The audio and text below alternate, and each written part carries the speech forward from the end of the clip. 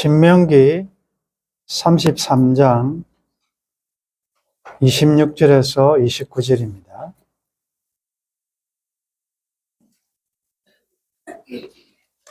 우리 29절 말씀 같이 읽겠습니다.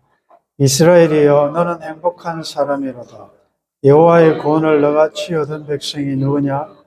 그는 너를 돕는 방패시요 내 영광의 칼이시로다. 내 대적이 내게 복종하리니 내가 그들의 높은 곳을 밟으리로다. 아멘. 어제 동네 목욕탕에서 있었던 에피소드입니다. 이제 목욕을 하고 있는데 어떤 분의 목소리가, 큰 목소리가 들렸습니다. 목욕탕이 그러듯이 울리니까 정확하게 무슨 말인지 몰랐는데 알고 보니까 목욕탕에 들어오는 입구에 자기 목욕통을 놓고 자리를 놓고 냉탕에 서 있는데 다른 분이 와서 자기 통을 옮기고 그 자리에 앉은 것입니다. 그래서 멀리서 그것을 보고 항의를 한 것입니다. 왜 남의 자리에 앉느냐? 그런데 그 앉은 분은 반응이 없었습니다. 그러다 보니까 이 냉탕에 있던 분이 나와서 그 옆에 가서 다시 한번 이야기합니다. 귀가 먹었나? 사과를 해야 될 거 아니냐? 남의 통을 왜 옮기냐? 그때 이분이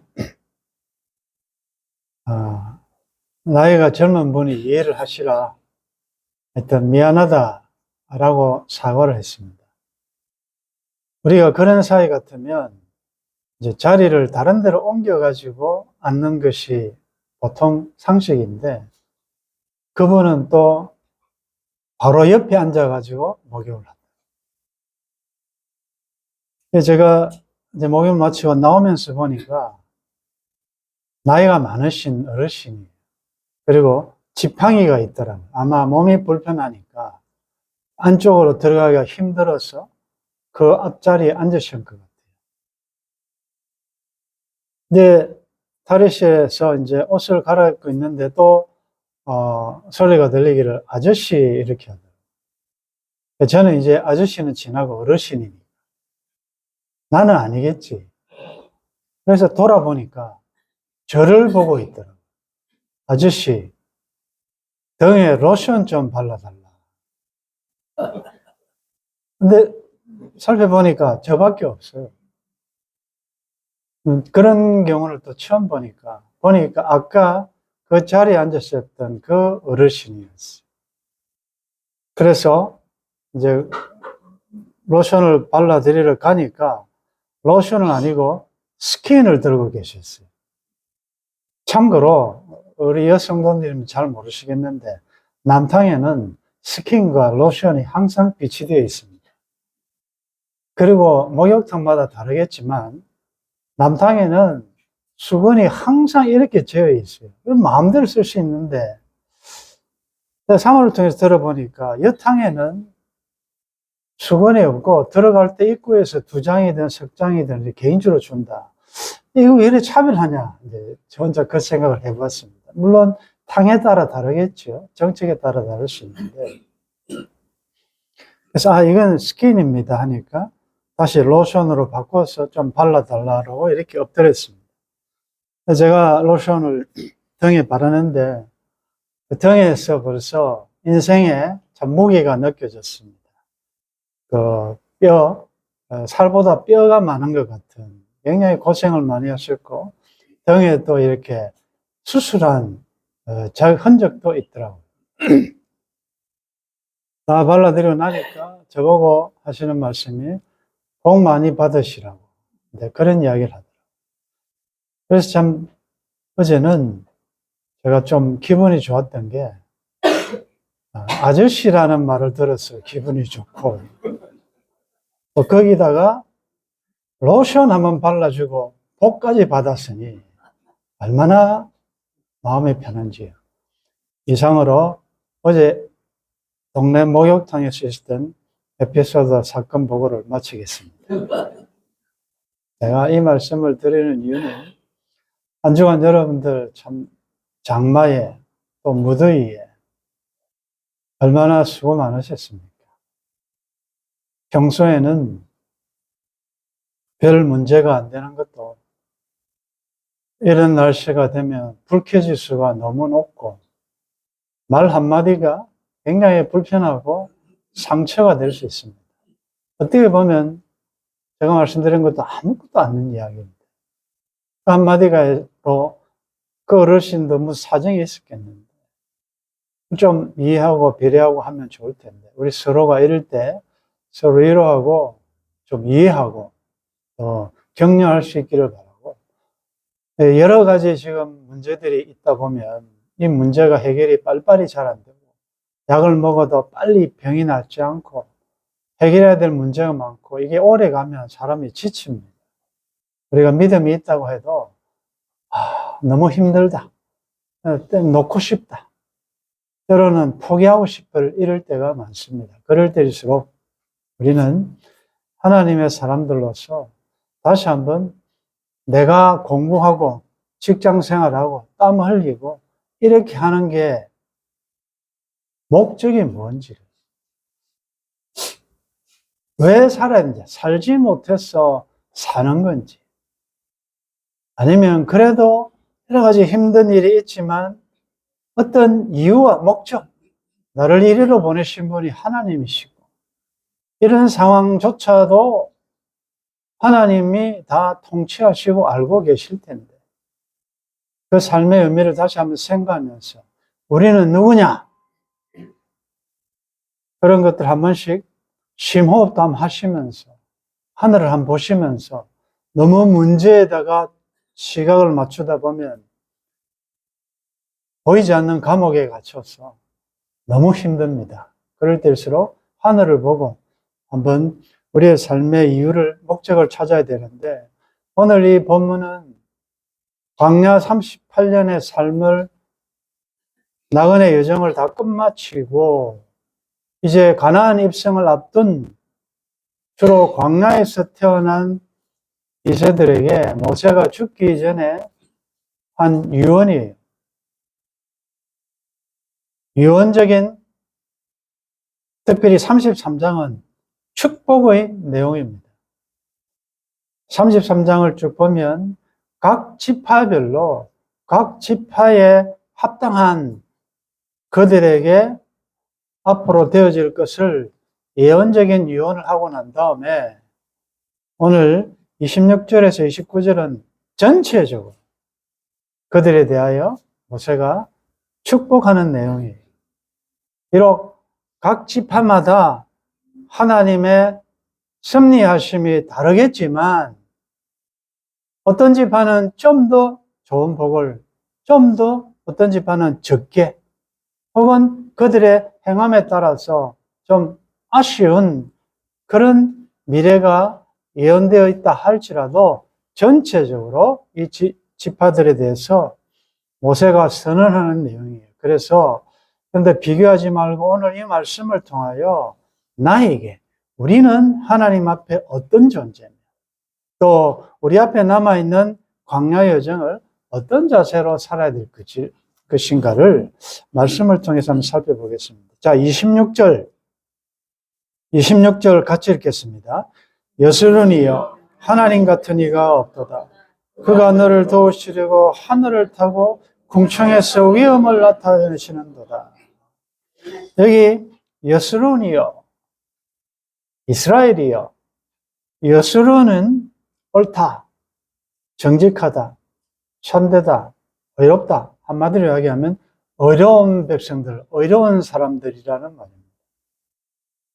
이스라엘을 가르칠 때 별칭, 애칭으로 사용하는 거예요. 하나님께서 가끔씩 이 말씀을 합니다. 나의 여스룬이여, 이스라엘이여, 여스룬이여. 여스룬이라는 말은 어려운 자들아, 이 말 아닙니다. 지금 모세가 앉혀놓고 하는 이들은 여스룬들이 아니지요. 어려운 자가 아니지요. 얼마나 불의한 자들입니까? 광야에서 얼마나 하나님의 마음을, 하나님의 말씀을 어겼던 그런 자들 아닙니까? 뭐 다른 사람이 평가 안 해도 모세가 직접 체험한 사람들 아닙니까? 얼마나 문제가 많았던 사람들. 그런데 하나님께서는 하나님의 감동으로 모세의 입을 통하여 그들을 향하여 뭐라고 말씀하시냐? 여스run이여 의로운 백성들아, 이 말이시요. 여러분들 성경에 있는 말씀이니까 우리가 이런 말씀들을 들을 때마다 사용하시고 적용하셔야 돼요. 내가 볼 때 내 옆에 있는 이 사람이 여러 가지 약점이 있고 문제가 있지만 그가 그리스도 안에 있다. 하나님이 보실 때는 여스run들이다. 의로운 자들. 물론 이 의로운 자들은 왜 의로운 자들이냐? 우리가 다 아는 내용이지만 오후에 또 구체적으로 한번 살펴볼 거예요. 자, 그렇다면 옆에 계신 분 한번 쳐다보시고 앞뒤로 보시면서 여스run이요 이렇게 한번 말씀해 보십시오.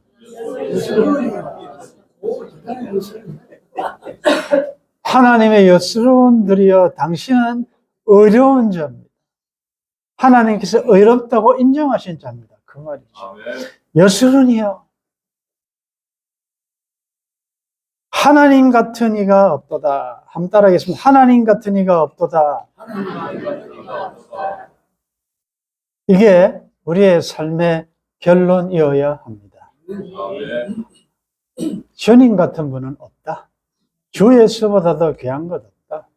하나님 같은 분 없다. 너희들 봤지 않냐? 광야를 지나오면 하나님 같은 사람이 있더냐? 그러므로 앞으로도 너희들이 살아갈 때 하나님 노릇하려고 하는 이게 우상 아닙니까? 가나안에 들어가면 그들이 섬긴 우상들이 있다. 알아라, 하나님 같은 분은 없다.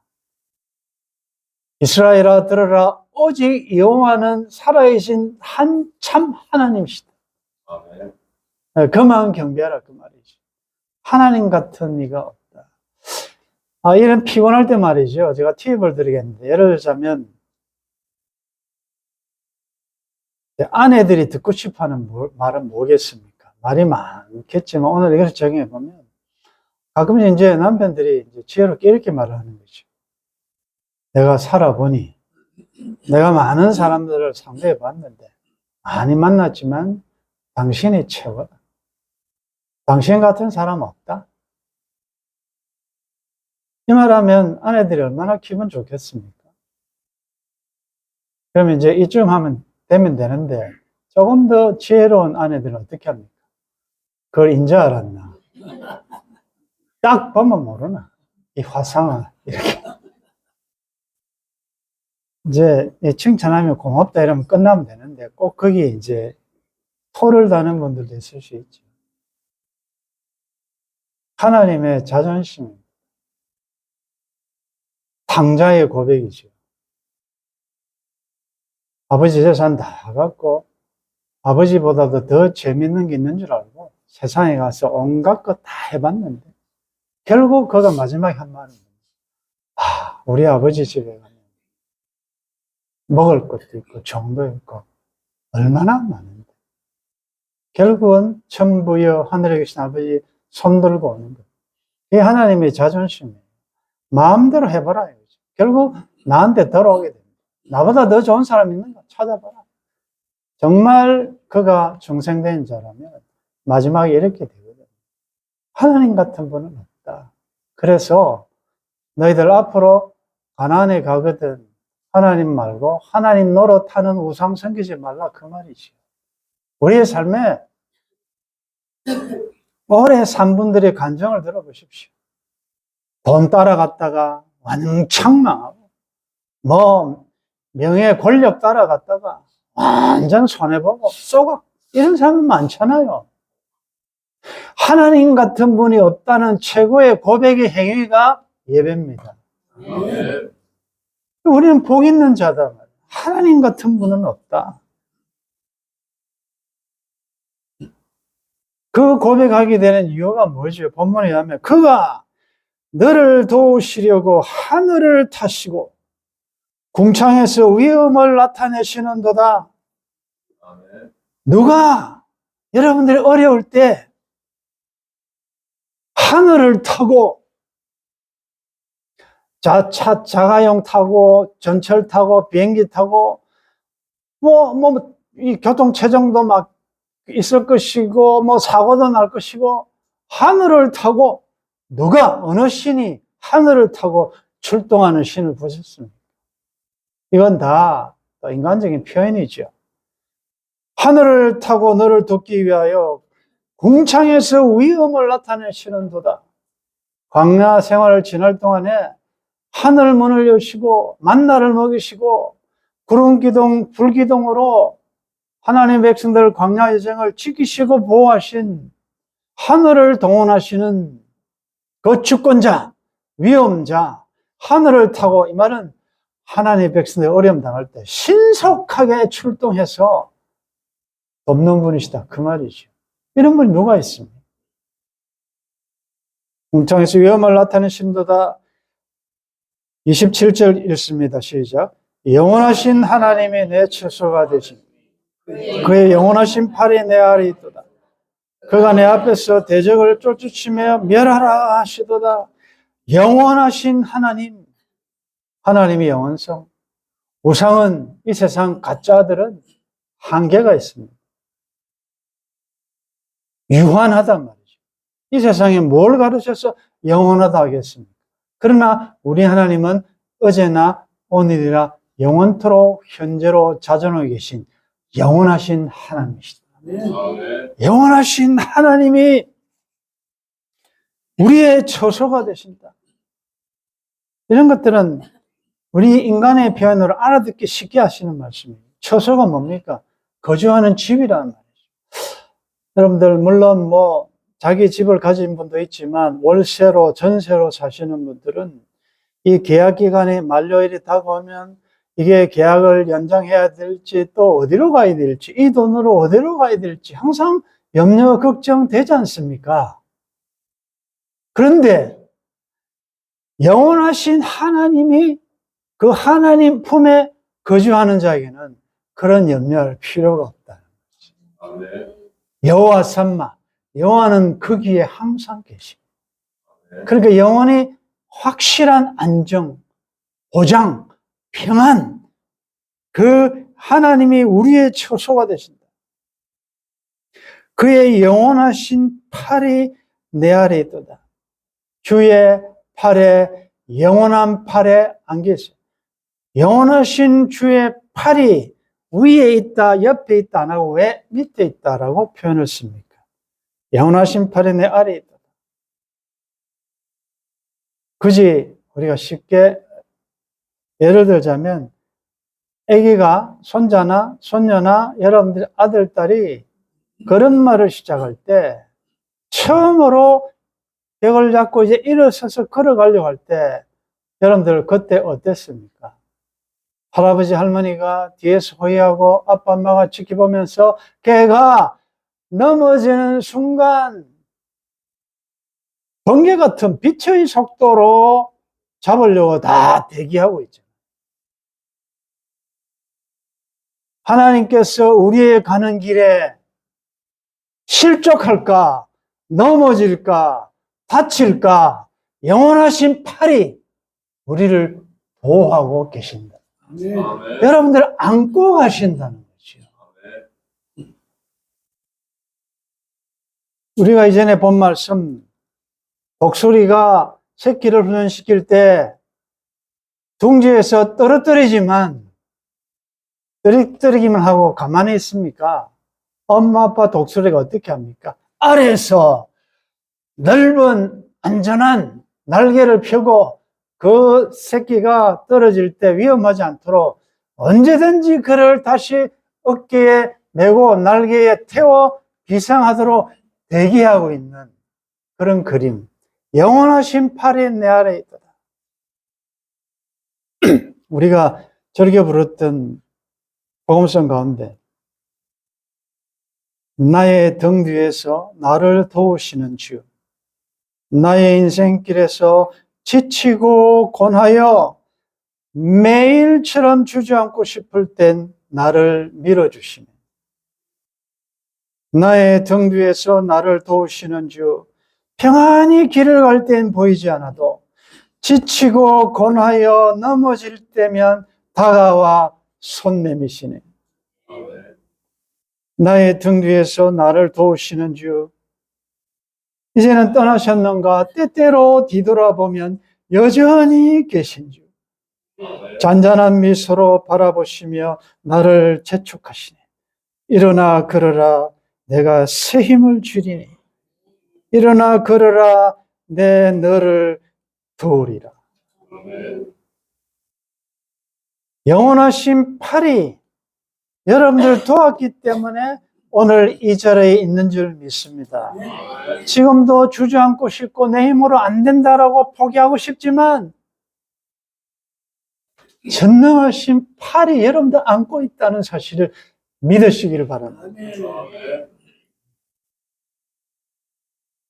그가 내 앞에서 대적을 쫓으시며 멸하라 하시도다. 보통 전투가 벌어지면 보병들을 제일 먼저 투입하지 않습니다. 보병은 사망, 전사할 위험이 많기 때문에 제일 먼저 전략적으로 하는 게 뭐죠? 비행기가, 미사일이 중요 공격 거점을 다 타격을 해버려요. 통신망을 없애버리고, 그 지휘관을 없애고, 큰 거 다 무력화시켜 놓고, 그 다음에 보병들로 출동해서 마지막 점령하도록 하는 게 보통 전투 아닙니다. 우리 보고 영적 전투를 할 때 여러분들이 전사당할 위험 있는 걸 가라, 너 가서 죽어라, 그렇게 하나님 하시지 않습니다. 하나님께서 앞서 가셔서 어디에 지뢰가 있는지, 어디에 저격수가 있는지, 어디에 하나님의 백성들이 가는데 치명타를 줄 게 뭔지를 하나님께서 먼저 가셔서 다 없애고 난 다음에 내 백성아, 이제 괜찮다. 가나안에 가서 진멸하라. 십자가에서 예수님께서 사탄을 무력화하셨어요. 뱀의 머리를 박살내셨어요. 그래서 그는 권세가 없어요. 이제 우리를 미혹하는 건 뭐냐? 폐잔병처럼 뱀이 머리가 잘라져도 몸을 꿈틀거릴 정도로 이건 묶여있는 사자와 똑같다는 거죠. 우리를 죽일 수가 없어요. 그래서 사랑하는 십자가 군병들아, 이미 십자가로 주님이 이기신 이 이김, 승리를 맛보라고 우리 보고 말씀을 가지고 멸하라라고 말씀하신다. 그래서 성도들은 별명이 이기는 자들이에요. 여러분들, 우리가 조금 전에 부른 찬송, 십자가 단단히 붙잡고 날마다 뭐하며? 이기며 나가라는 거죠. 여러분들, 질 수 없는 자들이에요. 하나님이 우리에게 이미 승리를 주셨어요. 그 표시가 십자가 아닙니까? 그래서 힘들 때마다 십자가 단단히 붙잡고 지지 말고, 악에게 지지 말고, 사탄에게 지지 말고 믿음으로 이기시기를 바랍니다. 대적을 쫓으시면 멸하라. 28절 있습니다. 시작. 이스라엘이 안전히 거하며 야곱의 샘은 곡식과 새 포도주의 땅에 홀로 있나니 곧 그의 하늘이 이슬을 내리는 곳이라. 이스라엘이 안전히 거하며 야곱의 샘은 곡식과 새 포도주의 땅에 홀로 있다. 곡식과 새 포도주, 평안, 안정, 풍요. 샘 곁에 심기한 나무처럼, 샘 곁에 뿌리를 내린 것처럼 땅에 홀로 있다는 말은 더 이상 이방 세상의 도움 없이도 하나님의 도움으로 얼마든지 평안을 누릴 수 있다는 것이고, 홀로 있다는 것은 이제는 이방 세상 문화에 물들지 않고 구별된 성도의 삶을 산다, 그 말이죠. 그리고 그곳에 하늘이 이슬을 내리는 곳, 이것은 1차적으로 적과 꿀이라는 가난을 상징하고, 이것은 우리가 누릴 영원한 안식, 생명수 강이 흐르는 달마다 과실을 맺는 천국을 상징하고, 그렇다면 오늘 이 야곱의 샘, 하늘이 이슬을 내리는 곳이 어디냐? 그것은 교회고 그것은 가정이고, 여러분들이 야곱의 샘, 하늘이 이슬을 내리는 곳을 찾을 필요가 없어요. 왜? 야곱의 샘이 어디 있습니까? 하늘이 이슬을 내리는 장소가 어디입니까? 산돌교회고 또 집, 또 나 아닙니까? 내 속에 생명수 성령의 강이 강같이 흘러나온다는 거죠. 그래서 어디가 좋으냐 파랑새를 따라다니지 마시고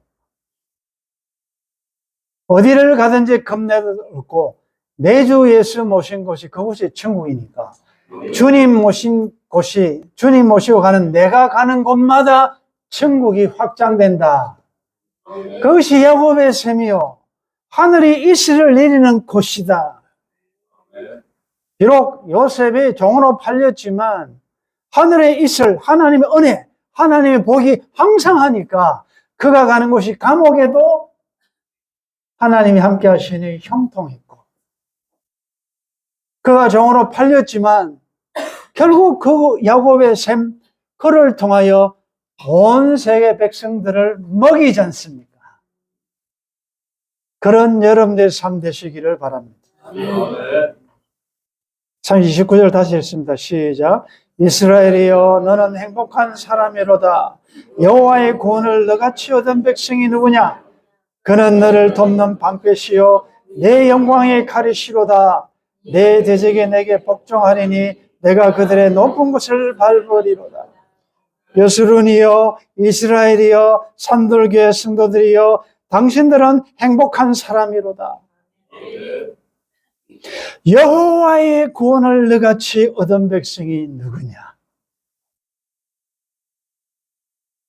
지금도 이전에 애굽에서 여호와의 구원을 얻었고 여호와의 구원이라는 것은 구원은 전적 하나님께 속했다는 말 아닙니까? 앞으로 장차 미래에도 여호와의 구원이 여호와께서 함께 하셔서 너희들을 구원할 것이다. 그는 너를 돕는 방패시다. 오늘 적용해 보면 믿음의 방패를 가지고 그는 내 영광의 칼이시다. 공격용 아닙니까? 말씀으로 싸워 이기고 내 주는 강한 성이요 방패와 병기 되시니. 아멘. 예수님이 나와 함께 하시고 방패, 공격 하나님이 그렇게 되시니까 그러므로 내 대적이 내게 복종할 것이다. 구약적으로 보면 미래 사건이지만 오늘 우리가 보는 입장에서는 이미 십자가에서 이루어진 사건 아닙니까? 사탄이 예수 그리스도의 십자가께 무력화되고 복종한 거 아니겠습니까? 그러므로 내가 그들의 높은 곳을 밟으리로다. 밟는다는 말은 지배하고 다스린다는 말이죠. 승리자라는 말이죠. 힘들 때 여러분들이 가정에서 또 친지들이나 모일 때 야, 참 니 안 됐다. 니 앞으로 뭐 먹고 살래? 이렇게 경제가 어렵고 힘들 때 어떻게 살겠노? 이런 비신앙적인 그런 말이 아니고 모일 때마다 사랑하는 하나님의 여스러운 딸아, 아들아, 우리 참 행복하지? 우리 얼마나 행복한 사람? 우리 주위에 봐라. 그렇게 전도해도 안 믿는 자들 많지 않나? 우리는 어떻게 여호와의 구원을 받아? 하나님의 은혜로 이 쓸데없는 자, 우리 다 구원받았고 앞으로 다 구원받을 것이고 우리 다 천국에서 영원히 살 영적인 가족 아니냐? 우리 얼마나 행복하냐? 비록 금과 은은 없고 내 집은 없고 돈은 없고 재산이 없지만 우리 얼마나 행복한 사람이냐? 사랑하더라 딸아, 너의 앞길에 가는 길에 여전히 험난한 인생 여정이 쉽지는 않을 것이다. 장애물이 있을 것이다. 그러나 내 대적에게 복종하지 마라. 왜냐하면 예수님이 이미 우리의 대적, 몸통 대적 사탄을 멸하셨다. 오늘 여러분들 앞길을 가로막는 대적이 뭐예요? 병입니까? 실패입니까? 두려움입니까? 가난입니까? 뭡니까? 그 환경에 지배를 받지 마시고 말씀으로 다스릴 수 있기를 바랍니다. 에덴 동산에 주신 말씀이 뭐예요? 에덴 동산을 지키라, 먹어라, 먹지 말라, 잘 다스려라. 에덴 동산이 어디입니까? 여러분들 삶의 현실 아닙니까? 그 현실에서 여러분들 왜 지금 대적에게 밟히고 있습니까? 거기에 왜 눌려 있습니까? 왜 지배를 받고 있습니까? 우리는 그럴 자들이 아니란 말이죠. 그 대적이 너무 높은 곳에 있어서 너무 내가 불리한 위치에 있다고 생각하십니까? 예수님은 그 높은 곳에 있는 공중의 권세 잡은 자를 십자가로 사망으로 이기셨다는 거죠. 그러므로 돌파하십시오.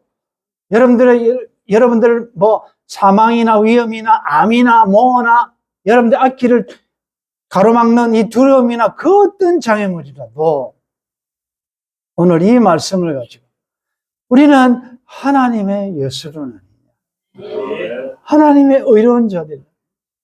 그래서 여호와의 구원을 받는 하나님의 여수론이 되었기 때문에 구원을 받고 있다. 구원이라는 것은 궁극적인 구원도 있지만 여러분들 삶의 여러 가지 다양한 문제들을 해결하실 수 있는 분도 하나님이시라.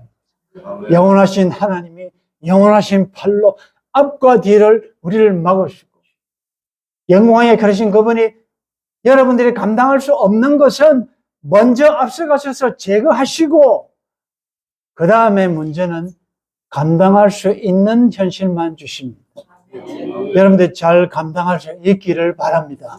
할 수 있습니다. 왜? 하나님 말씀하셨습니다. 내가 너를 도울 것이다. 말씀을 마무리하면서 이 선언을 듣고 있는 이 광야 백성들의 현재 상태가 행복한 상태입니까? 뭘 보고 그들을 행복하다라고 할 수 있겠습니까? 여전히 그들은 광야를 지나온 너무나도 피곤하고 지친 상태고 적과 꿀이 흐르는 가나안 땅은 정복한 것이 아니고 앞으로 치열한 전투를 해야 될 너무나도 큰 사명을 앞두고 있는 어떻게 보면 노예 같은 쫄개 같은 무리들이다. 그러나 모세가 죽기 전에 성령 하나님은 모세의 입을 통하여 비록 내 눈에 보기에는 어떠하든지 그들은 이미 하나님 앞에 여스론이요 행복한 사람들이다. 여러분들의 지금 형편이 어떠하든지 하나님 보시기에는 행복한 사람들이단 말이죠. 그런 자신임을 여러분들이 확신하시면서 그러면 어떻게 살아야 돼요? 안 믿는 사람들이 볼 때, 야, 이 집사, 저 친구는 진짜 행복하네, 행복하게 사네, 라는 평가를 받을 수 있어야 한다는 거지. 여러분들 얼굴 모습이 좀 행복한 모습으로 바뀌셔야 돼요. 여러분들의 말이 행복에 겨워서 하는 언어여야 합니다. 아니, 여호와의 구원을 얻은 사람들이 좀 상황이 어렵다고 온갖 인상을 쓰고 거기에서 나오는 말이 행복하지 않은 불행한 말이 나올 수가 있겠습니까? 다시 한번 우리가 누군가, 우리가 받은 복이 뭐며 우리가 누릴 복이 뭔가를 생각하시면서 행복한 사람이라는 것은 저게 행복이구나, 저게 행복이구나. 돈이 있어도 뭐가 있어도 나는 복이 많다고 하지만 사실은 불행하게 사는 여러분들 친구 동창들 많잖아요. 그런데 저 친구는 왜 뭐가 없는 것 같은데 항상 저렇게 행복할까? 이게 하나님을 소개하는 것이다. 우리는 행복한 사람들입니다. 이번 한 주간도 행복한 삶을 살아내므로 하나님께 영광 돌리는 행복한 삶 되시기를 주의 이름으로 축원합니다. 제가 봐도 저는 여수론이 아닙니다. 제가 봐도 저 형편이 지금 행복한 삶이 아닙니다. 주님, 내가 판단하지 않게 도와주시고 내 기준으로 결정하지 않게 도와주시고 하나님의 시각으로 볼 수 있게 도와주옵소서. 하나님, 예수님의 죽으심과 부활을 통해 이미 우리는 여수론들이 되었습니다. 우리처럼 여호와의 구원을 얻은 자가 누가 있겠습니까? 피곤하고 지칠수록 내가 누구이며 내가 받은 복이 어떤 것인 것을 다시 한번 되새겨 보면서 우리의 어려운 삶의 현장을 말씀으로 돌파하며 이기며 나아갈 수 있도록 도와주옵소서. 주 예수님의 이름으로 기도드리옵나이다. 아멘.